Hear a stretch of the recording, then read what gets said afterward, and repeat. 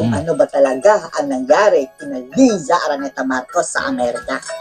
May kababayan tayong OFW sa Amerika, mga kababayan, nakwento ang nangyari dito kina Liza Araneta Marcos at mga kasamahan niya na kung saan isa sa kanila, mga kababayan, ang natsugi dahil sa umano'y drug overdose. Alam niyo na yan kung sino, mga kababayan. Yung isang oligarko dyan sa Pilipinas na binalita kamakailan lang na namatay sa Amerika kasama ni Liza Araneta.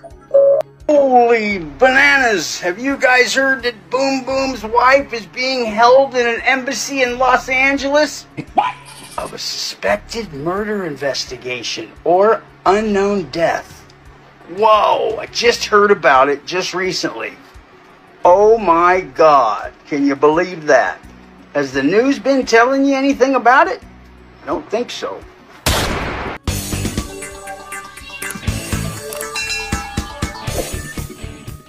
Alright, welcome back to my channel, mga guys. At ito nga, karma is here, mga guys. This is good news. Talagang ang bilis ng karma. Ito na po, mga guys, hindi pa ito konfirmado, ha. Pero, usap-usapan na po ito doon sa Los Angeles. Yan, lumabas na po talaga yan. Kasi itong si Liza Marcos daw, mga guys, ay na-detained. At saka baka pwersahing ipa-drug test.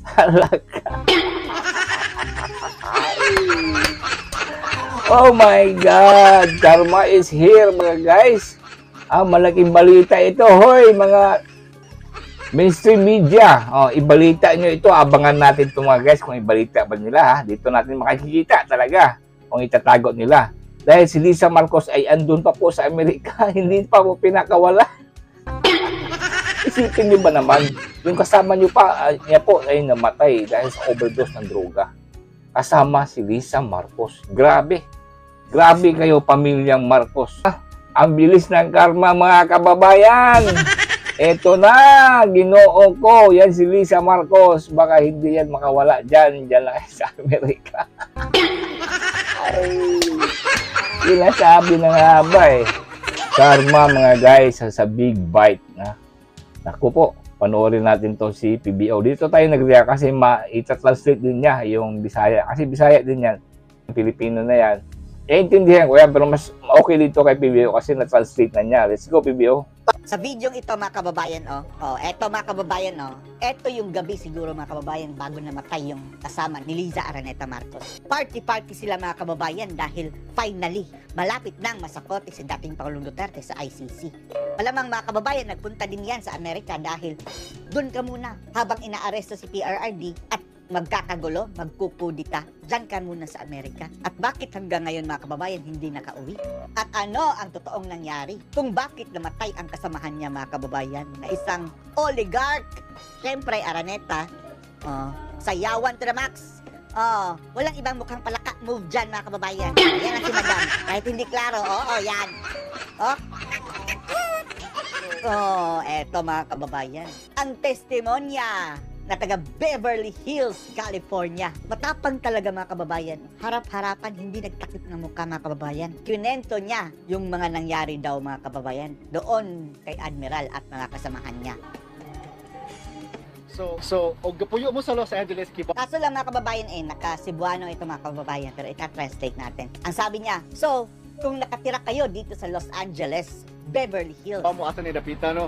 Alam nyo na kung saan ito. Ewan lang natin, ayan, mga kababayan. Presinto ba yan?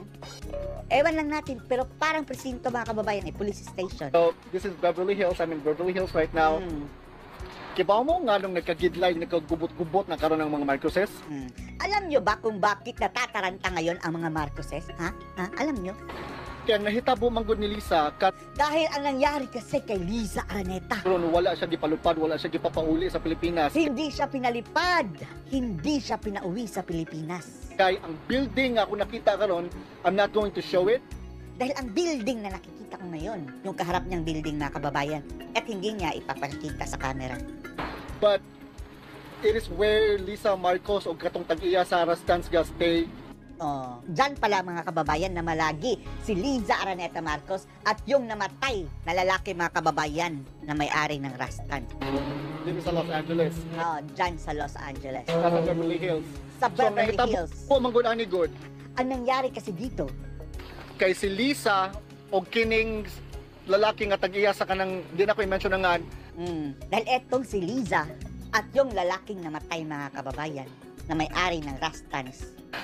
Tag-iya sa Rastans na overdose di manggod ni siya tigamit og droga. Na-overdose ng droga dahil hindi ito gumagamit talaga mga kababayan ng droga. Gas. Nga karon na overdose sa drogas.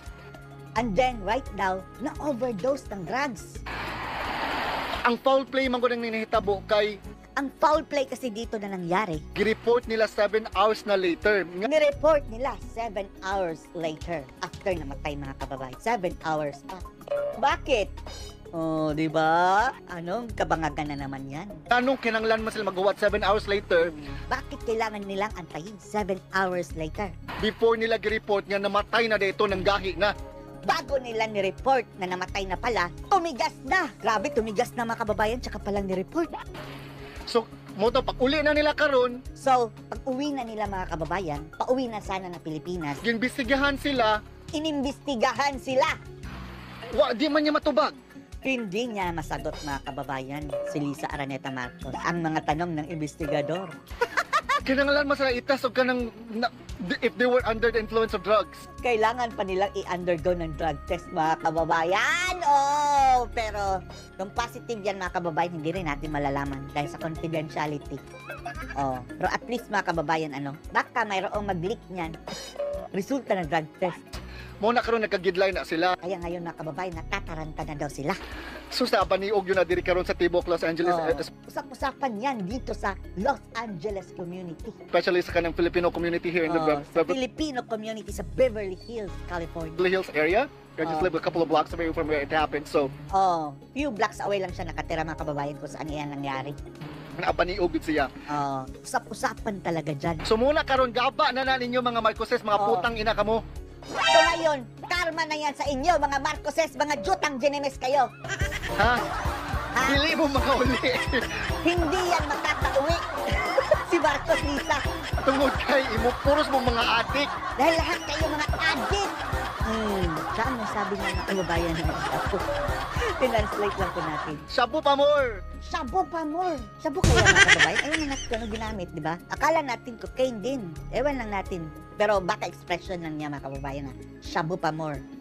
Drogas pa more. Drogas pa more. Mo na, mga injectables pa Oh, yan. Mga injectables pa more. Pati mga injectables. Ano yung injectables? Parang heroin yan mga kababayan more. Gaba na ninyo mga putang ina mo. Kalma yan ninyo mga jutang ginemes kayo. Yan sabi niya, hindi sa akin. Nga karon. And then ngayon, So sleeper gyud kay ko kay di gyud siya kauli. masaya ako dahil hindi siya makakauwi. Si Admiral mga kababayan. Detained. Detained! Oo. Siya nagsabi ha, although mga kababayan, dininay na yan ng Malacanang o ng PCO. Pero sana may pictures, no? Diyan, galing mismo dyan. Pero iba yung Amerika mga kababayan ay kapag nag-positive ka sa droga, hindi ka makukulong. Unless, meron silang nakuha sa iyo mga kababayan na droga talaga on hand. Pero ang problema dyan mga kababayan, under investigation sila. Dahil iniimbestigahan kung mayroong foul play ba doon sa namatay nilang kasamahan mga kababayan. Which is confirmed yan ha. Nakasama yan ni Liza Araneta. Oo. Doon mga kababayan sa Amerika. Sa entourage ni Madam Liza. Bakit hindi pa naka-uwi sa Madam? At ang hindi ma-deny mga kababayan, namatay yung may-ari ng Rastans. Detained guys. Detained si Lisa Marcos. Confirmed. Siya ang nagkumpirma ha. Detained. Detained si Liza Marcos. Pwede ma-picturean? Manong? Manong pa ba ito? Kuya. Yan, tama yan. Gaba talaga. Gaba sa inyo yan. Mga putang ng Marcos kayo. Ito na nga mga guys. Na-detain daw. Na-detain daw. Ito, abangan natin to kasi dinay yata ni Castro. Hoy, attack dog! Panindigan mo yung sinasabi mo Kapal na mukha nitong attack dog na ito. Uy, pahiya itong mga hinayupak na Marcos. Isipin nyo. Yung first lady, nag-party-party. Kasama yung isa, namatay o drug overdose. Alam niyo yung kadalasan yan sa Amerika, yung overdose dyan, yung heroin yan Yung heroin at saka yung mga injectables. Marami yan sa Amerika. Naku po, halaka.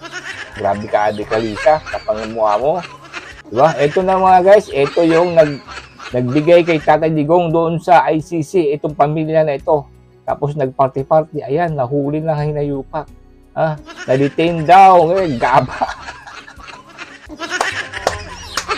Hoy, mga ensimada, mga alimas ng mga loyalista. I-continue yung ride na ninyong si Kukak. Ang mga animal na adik. Di ba? Naalala niyo yung pahayag ni Cathy Binard. Talagang inalok pa siya. Inalok ni Lisa Satanas itong si Binag. You want? My goodness. Direct witness niyan si Cathy Binag.